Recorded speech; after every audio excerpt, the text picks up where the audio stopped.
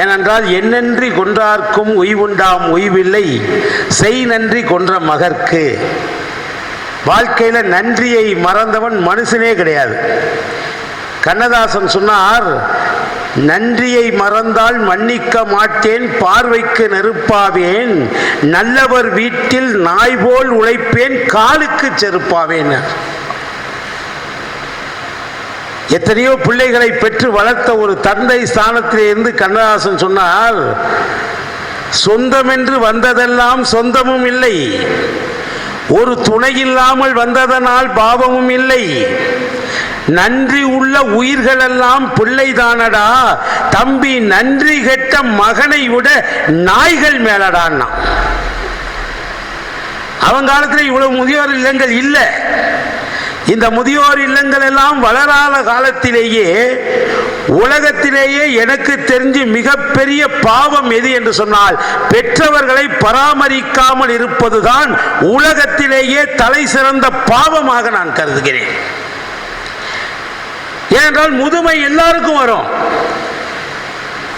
என்னைக்குமே நாம இளமையோடு இருந்து விட முடியாது. என்றாவது ஒரு நாள் மரணம் வரும். நாம விரும்பினாலும் விரும்பாவிட்டாலும் வரும். அதை எதிர்கொள்வதற்கேற்ற மனப்பக்குவத்தை நாம் தான் ஏற்றிக்கொள்ள வேண்டும். அருமையா அந்த குழந்தை பாரதியினுடைய கவிதையிற்றினார்கள். நான் பிறந்த ஊர் தூத்துக்குடி.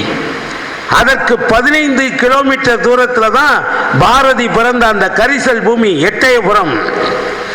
முண்டாசு கவிஞன் அவன் ஒரு கரிசல் காட்டின் கந்தக கிடங்கு, விரிந்த பாரதத்தில் விளைந்த அரும்பு, திலகன் இட்ட தீயின் கொழுந்து, தீந்தமிழ் நாட்டின் தெய்வ பிழம்பு. யாருமே வாத்தியார் பையனுக்கு பிடிச்ச மாதிரி நடக்க முடியாது. பையனுக்கு பிடிச்ச மாதிரி நடந்தா அவர் நல்ல வாத்தியாராகவும் இருக்க முடியாது. எல்லா வாத்தியாருக்கும் ஒரு பேர் வச்சிருவான். எங்க பக்கத்து வீட்டு பையன் அவனை 10th வேற ஒரு ஸ்கூல்ல போய் சேர்த்தோம். சேர்த்த உடனே சாயங்காலம் வந்தோடனே உங்க தமிழ் வாத்தியார் பேர் என்னென்ன இனிமே தான் வைக்கணுங்கிறான். அவருக்கு தமிழ் வாத்தியாருக்கு அப்பா அம்மா வேற பேர் வச்சிருப்பாங்க. ஆனா ஸ்கூல்ல இவன் ஒரு பேர் வைப்பான். போன வாரம் சொல்றான், எங்க வாத்தியார் அரபிக் கடல் சார்னா. எப்படா சொல்ற, அவ்வளவு அருமையா கரகண்டவரா எல்லாத்துலையும் ஒன்றும் இல்லை. அருவை ரம்பம் பிளேடு அரபிக் கடல் என்ன, அதைத்தான் அரபிக் கடல்னு அவன் சொல்றான். எந்த ஒரு ஆசிரியனை பற்றியும் ஒரு மாணவன் நற்சான்றிதழ் கொடுக்க மாட்டான். ஆனால் எனக்கு தெரிந்து உலகத்திலேயே தன்னுடைய ஆசிரியரை பற்றி 27 வரிகளிலே ஒரு நற்சான்று பத்திரம் கொடுத்தான் ஒரே ஒரு மனிதன். யாருன்னா பாவேந்தன் பாரதிதாசன். யாரை பற்றி என்றால் அவனுடைய குருவாக ஏற்றுக்கொண்ட பாரதியார். பாரதியார் பாண்டிச்சேரி போனார். அவர்கிட்ட அவன் கனக சுப்புரத்தினம் சும்மா சீடனா சேர்றதுக்கு வந்தார். நீ பாரதிகிட்ட வந்த உடனேயே கனக சுப்புரத்தினம் இதுக்கு முன்னால் சந்திச்சதில்லை 2 பேரும். ஆனால் பாரதியுடைய கட்டுரைகள் கவிதைகள் எல்லாம் பத்திரிகையில் படித்ததுனால அவர் மேலே அவனுக்கு ரொம்ப கிரேஸ்.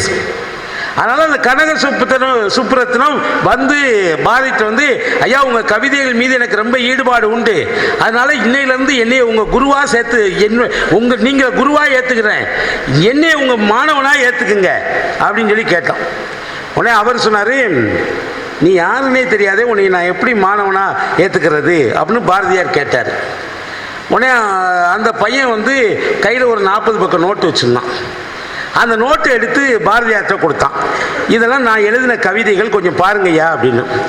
உடனே இவர் அந்த நோட்டை வாங்கி பறித்து பார்த்தாரு. அற்புதமாக கவிதை எழுதியிருக்கிறார். உண்மையிலே மிக தரமான கவிதைகள். அந்த இளம் வயதில் யாரும் எழுத முடியாது அவ்வளவு நல்ல கவிதைகளை எல்லாம் அவர் எழுதி கொண்டு வந்திருக்கிறார் கனக சுப்புரத்தினம். உடனே இவர் எல்லாம் படித்து பார்த்துட்டு அவன் முதுகில் தட்டி கொடுத்து, சபாஸ் கனக சுப்புரத்தினம், அருமையாக கவிதை எழுதியிருக்க இந்தா, ஆனால் உன்னை நான் என் மாணவனை சேர்த்துக்க முடியாது, போயிட்டு வாடினாரு. நல்லா எழுதியிருக்கிற, ஆனால் ஒன்னே என்னுடைய மாணவனா சேர்த்துக்க முடியாது, நீ போயிட்டு வாடினார். அவன் சின்ன பையன். எதுக்கு நீ, நான் கவிதையெல்லாம் நல்லா தானே எழுதியிருக்கேன், உங்கள்கிட்ட நான் மாணவனாகிற தகுதி எனக்கு இல்லையா அப்படின்னு கேட்டான். உடனே அவர் சொன்னார், தகுதியெல்லாம் உன்னுடைய கவிதையை பொறுத்தப்பட்டு இருக்குது, ஆனால் அந்த கவிதையினுடைய உள்ளீடு எனக்கு உடன்பாடு இல்லை. ஏன்னா அது நீ ஒரு நாத்திகன் என்பது அந்த கவிதைகள்ல இருந்து தெரியுது. நானோ 24 மணி நேரம் சக்தியை உபாசனை செய்யக்கூடிய ஒரு சக்தி உபாசகன். ஆனால் நீயோ என்ன கவிதை எழுதியிருக்கிற? ஸ்ரீரங்கநாதனையும் தில்லை நடராஜனையும் பீரங்கி வைத்து பிளப்பதுதான் என்னாலும். நான் ஒரு ஆன்மீகவாதி, ஆத்திகவாதி, ஆனால் நீயோ நாத்திகம் பேசக்கூடியவன். நம்ம 2 பேரும் கொள்கை, இப்ப கொள்கையே இல்லாதவன் தான் கூட்டு சேர்றான். ஆனா ஒரு காலத்துல என்னுடைய கொள்கைக்கு முரண்பாடான கொள்கை உடையவன் என்னுடைய சீடனாக நீ இருக்க முடியாது, அதனால வேற ஒரு நல்ல வாத்தியாரா பாருன்னா. இல்ல இல்ல நான் உங்ககிட்ட தான் படிச்சாகணும் அப்படின்னு அவன் பிடிவாதம் பிடிக்கிறான். சரி, அவனை விரட்டணும்னா என்ன வழின்னு பார்த்தாரு. பார்த்துட்டு சொன்னாரு, அவன் கொள்கை நாத்திகவாதம், அதனால கடவுளை பத்தி ஒரு பாட்டு பாட சொல்லுவோம், அவன் ஓடிடுவான்னு நினைச்சாரு. அப்படியானால் நான் தினந்தோறும் வழிபடுகிற சக்தி தேவியை பற்றி ஒரே ஒரு கவிதை படி, நான் உன்னை மாணவனா சேர்த்துக்கிறேன். கடவுளை பற்றியே பாடி எறியாத அந்த கனக சுப்புரத்தினம் பாரதியிடம் சீடனாக சேர வேண்டும் என்பதற்காக கடவுளை பற்றி, அதுவும் பாரதி தினசரி வழிபடக்கூடிய சக்தி தேவியை பற்றி ஒரு கவிதை படிச்சாரு. எங்கெங்கு காணினும் சக்தியடா, 7 கடல் அவள் வண்ணமடா, தங்கும் வெளியினில் கோடி அண்டமும் அந்த தாயின் கை பந்தன ஓடுமடா.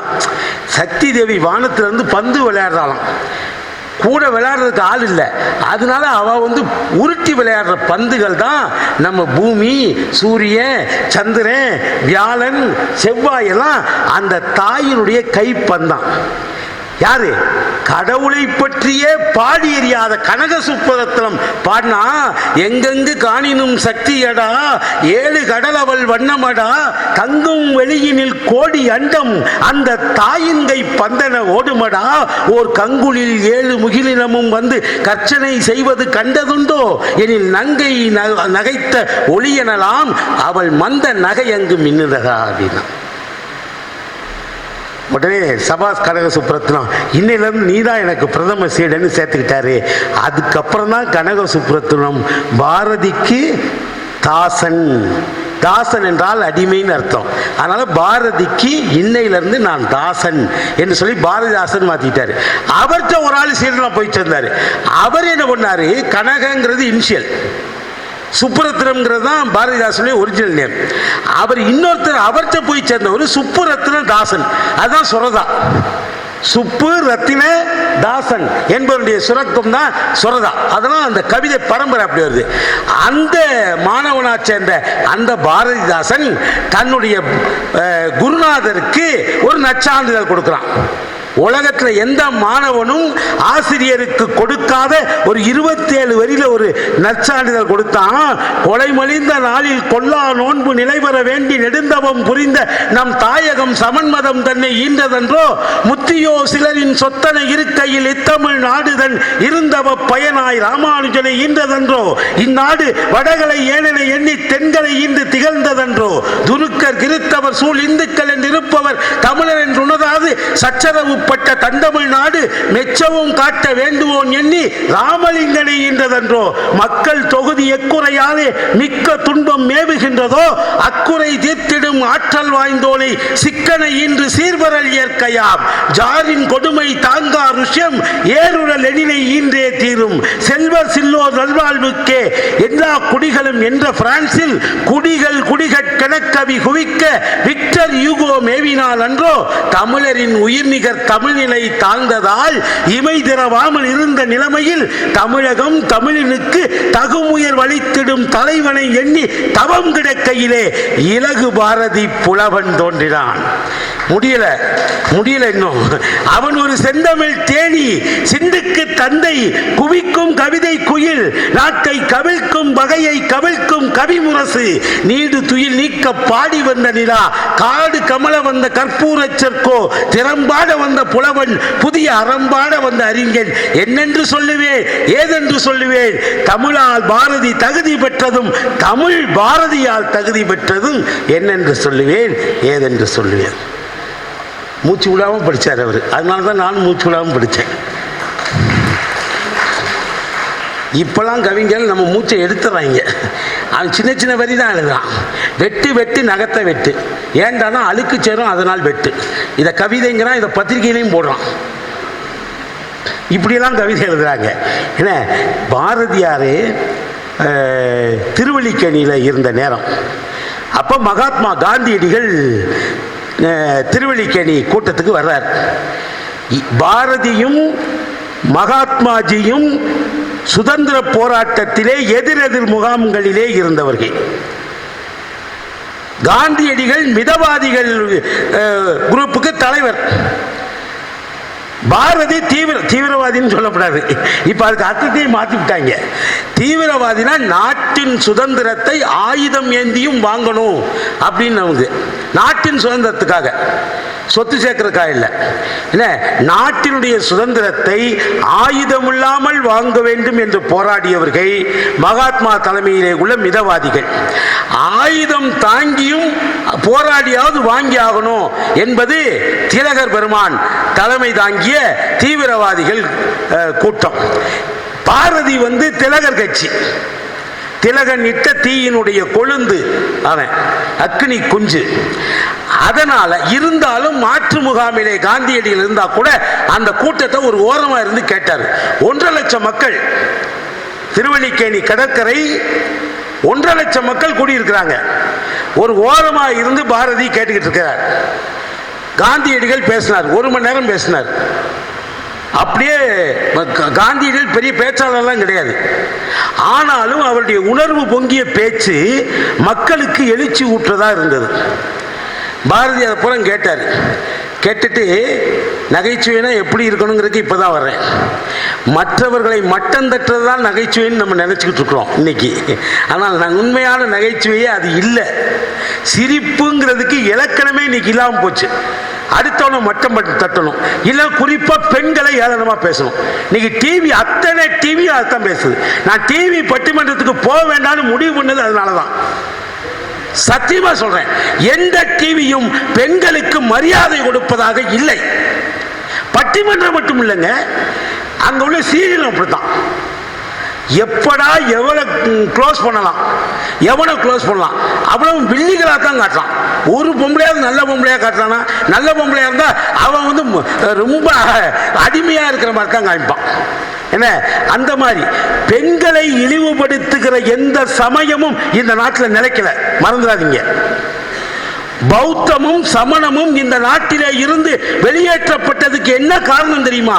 அவை இரண்டுமே பெண்களை வெறுத்தன, பெண்களோடு வாழுகிற வாழ்வை வெறுத்தன. பெண்களை வெறுக்கக்கூடிய எந்த இயக்கமும் எந்த கட்சியும் கூட நாட்டிலே வாழ முடியாது, வளர முடியாது. வெளியே பட்டாசு